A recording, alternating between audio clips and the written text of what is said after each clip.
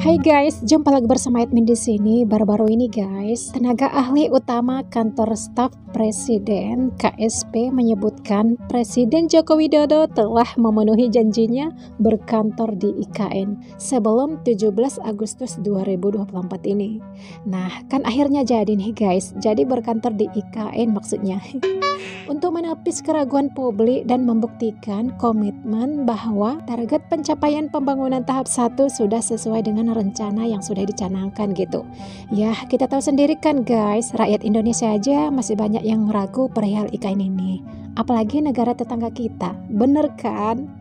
Khususnya Sabah Sarawak nih guys, yang katanya perlu bersiap sedia menjelang pemindahan ibu kota baru Nusantara karena Sabah Sarawak Kalimantan sangat berdekatan.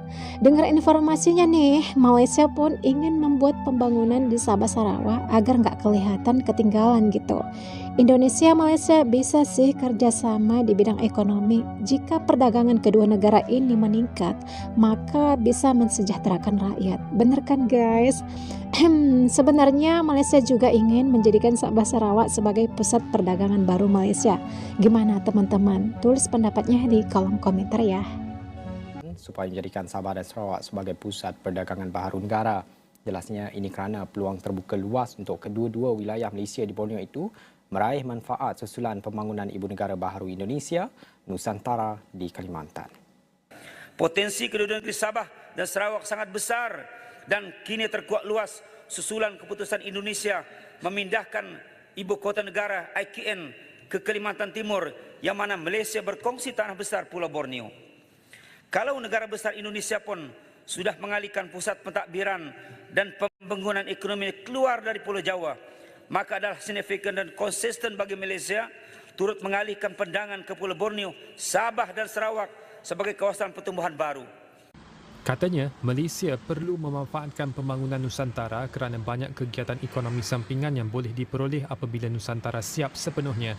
Sementara itu, Mat Bali berkata di bawah kepimpinan baharu Kerajaan Perpaduan, wakil rakyat dari kedua-dua wilayah itu mengharap lebih banyak peruntukan untuk Sabah dan Sarawak dengan mengambil struktur topografi, geografi, geopolitik dan jalur sosio-budaya. Kerajaan Malaysia, apakah kita akan terus berpurung seperti katak tidak di bawah tempurung?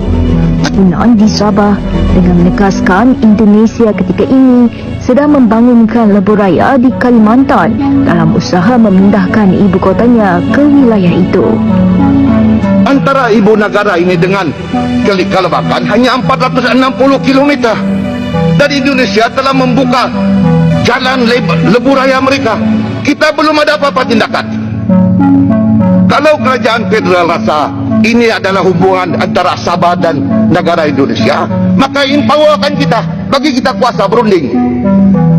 Terus macam tidak ada movement daripada kerajaan persekutuan. Sabah dan Sarawak perlu bersiap sedia menjelang pemindahan ibu negara Indonesia ke Kalimantan yang terletak berhampiran kedua-dua negeri itu. Timbalan Perdana Menteri Datuk Seri Fadilah Yusof berkata, fokus perlu tertumpu kepada usaha mempercepat pembangunan di sempadan. Presiden Indonesia Joko Widodo memaklumkan beliau akan mula bekerja dari Ibu Negara Baru Nusantara di Kalimantan Timur pada Julai tahun ini. Konsulat Jenderal Republik Indonesia Kota Kinabalu menyifatkan prestasi ekonomi Sabah akan meningkat jika berlaku Ibu Negara Indonesia dipindahkan ke Kalimantan. Sejarah tercatat buat Ibu Negara Baru Indonesia, Ibu Kota Nusantara atau IKN apabila Presiden Joko Widodo hadir untuk bekerja secara simbolik di pejabat barunya. Membangkitkan mengenai masa depan Sabah dan Sarawak susulan perpindahan Ibu Kota Indonesia ke Kalimantan. Baik, menyentuh mengenai penempatan Ibu Kota Baru Nusantara di wilayah Kalimantan, Abang Jo berkata ia menuntut Malaysia memberi tumpuan yang lebih kepada wilayah Sabah dan Sarawak. Kedudukan Sabah dan Sarawak dalam Malaysia bukan lagi berstatus negeri, sebaliknya wilayah. Perkara itu dimaklumkan Timbalan Perdana Menteri Datuk Seri Ahmad Zahid Hamidi yang menyifatkan pemindahan ibu kota Indonesia ke Kalimantan Timur menjadikan kedudukan wilayah Sabah dan Sarawak lebih strategik untuk dibangunkan sebagai kawasan pertumbuhan baharu. Ya, sementara itu, kedudukan Sabah dan Sarawak dalam Malaysia bukan lagi berstatus negeri, sebaliknya wilayah. Andai kata ibu negara Indonesia berpindah ke Nusantara, Maka ini adalah khabar baik kepada Sabah dan Sarawak dan kerajaan harus memberi tumpuan lebih kepada pembangunan di sana. Pelaburan akan masuk melimpah ruah sekaligus memberi peluang pekerjaan kepada warga kita di sana dan meningkatkan ekonomi di kedua-dua buah negeri tersebut. Akan tetapi dari segi keselamatan, pihak ATM dan PDRM harus pertingkatkan pertahanan dan menjaga sempadan. Bagaimana pandangan rakan-rakan di Sabah dan Sarawak? Adakah ini satu perkembangan yang baik? Kalau memang terlaksana, terrealisasi ibu kota pindah ke sini, maka saya rasa peningkatan hubungan di semua aspek kehidupan akan meningkat dengan Sabah. Dan kami sangat menyambut baik itu. Saya rasa yang paling utama adalah aspek ekonomi lah. Ya, karena dengan ekonomi, apabila perdagangan kedua meningkat, itu bisa memakmurkan rakyat.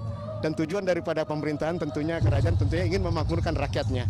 Baru-baru ini, Presiden Indonesia Joko Widodo berharap akan ada satu kerjasama rapat antara Sabah, Sarawak dan Indonesia susulan keputusan kerajaannya memindahkan pusat pentadbiran ke Kalimantan dari Jakarta. Sementara itu, Ketua Menteri Sabah Datuk Seri Muhammad Syafiee Abdal berkata pihaknya bersedia untuk mendapat tempias ekonomi secara mapan daripada pelbagai sudut.